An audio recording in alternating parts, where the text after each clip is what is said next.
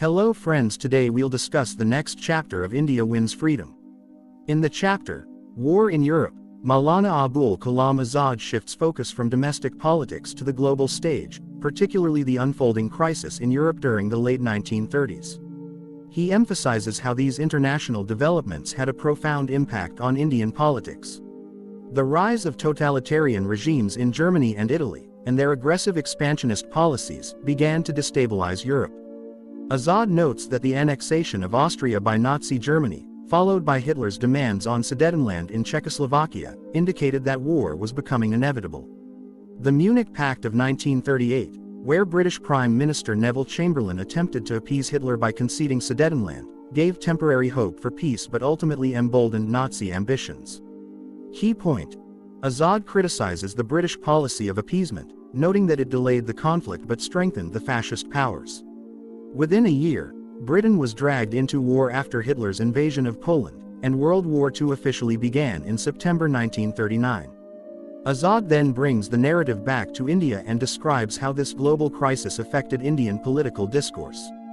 He highlights the moral and strategic dilemma that the Indian National Congress faced. Should India support the British war effort while still being denied freedom? Key point: the British government unilaterally declared India a participant in the war without consulting Indian leaders, which caused deep resentment and disbelief among the Congress leadership. Gandhiji's response to the war is discussed in detail. He was deeply disturbed by the violence in Europe and the global threat posed by fascism. However, he proposed that India should declare non-participation in the war unless independence was granted. Gandhi argued that even if freedom came as a result of war, it would be tainted if obtained through violence. His position was rooted in his commitment to non-violence and ethical politics.